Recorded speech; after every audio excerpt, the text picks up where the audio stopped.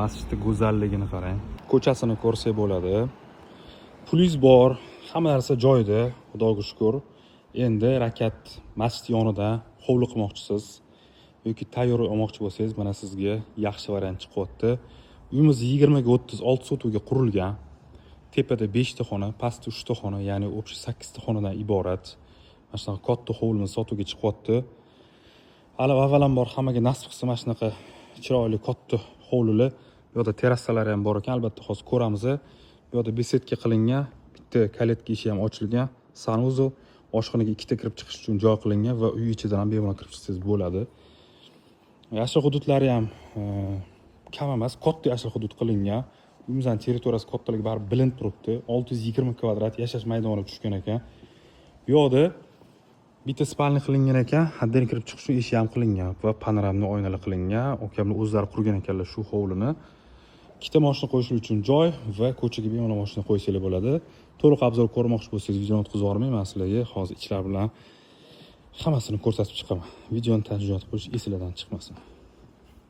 Uy yashash maydoni 600 kvadratdan oshiq deb aytdilar.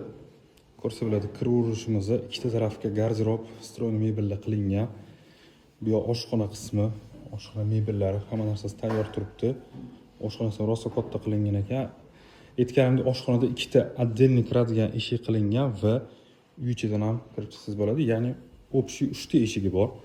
Chopli pollar qilingan, radiatorlar qilingan hamma joyda.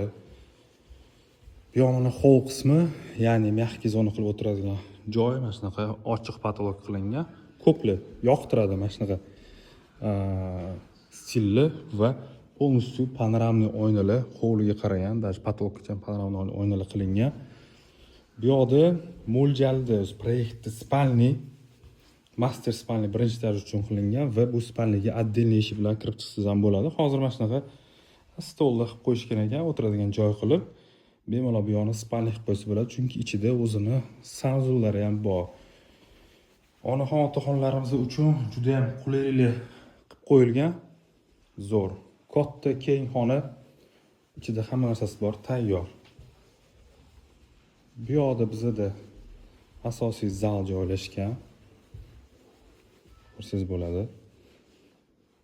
Va bu yoqda ham yana bitta katta zal bor ekan. Bu yoqga mana bu yoqdan ham kirishsiz bo'ladi. Hozir kira olmaymiz bu yoqqa. Bu birinchi etaj uchun общий sanuzel qismi. Podvalimizda to'liq podval qilingan, juda ham katta, pastda prachniy, kladovkalar, garderoblar mo'ljallangan. Videoni o'tkazib endi sizlar bilan ikkinchi etajni ko'rib ketamiz. Tepadagi eng zo'r xona mana shu xona bo'lsa kerak, chunki chiqishimizda spalnidan terrasaga chiqib ketsak bo'lar ekan. Bu yoq taraf yashil zona uchun mo'ljallangan ekan. Proyektda hozir siz yashil zona qo'ysangiz ham bo'lar ekan. Xo'p, bu xonamizda master spalnimiz bo'lyapti. Ya'ni bu spalning ichida o'zini stroyli garderoblari va sanuzellari joylashgan. Dushoy ham bor, vannasi ham bor dedilar. Xo'p, ikkinchi etaj chiqarish mana ko'rsak bo'ladi, hol qismi qilingan.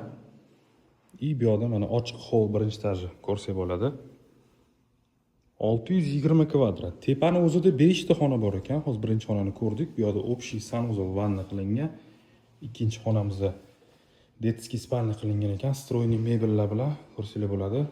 Endi почти hamma narsa qoladi deyaptilar. Agar sizga nimadir yoqmasa, nimadir kerak emas bo'lsa, olib chiqib ketiraman, muammo yo'q dedilar.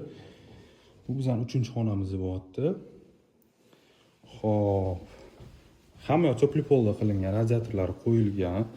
4-xonamiz bu ham o'zining ichida stroyli garderob bilan sanuzellari qilingan vanna va bu yoqni spalni qismi bo'lyapti. Почти hamma xonada konditsioner ko'rdim men. Va bu yoqda yana bitta xonamiz ham bor. Buni ham spalni qilib ishlatsangiz bo'ladi, garderob qilsangiz bo'ladi. Aytganimdek, uyimizda rakat masjidiga taxminan 400-500 metr oralig'ida joylashgan. Narxi startoviy 1.100.000 chiqarilyapti. Tepasi savdoni qilaman deyaptilar. Bemalol kelib tanishlikni jo'natib qo'yinglar. Именно shu rakatni oldidan uy qarab yurgan tanishlik jo'natib qo'yinglar. Xudo xolasa bitta vaqt kelishib bemalol uyni ko'rsangiz bo'ladi. Sog' bo'linglar, salomat bo'linglar.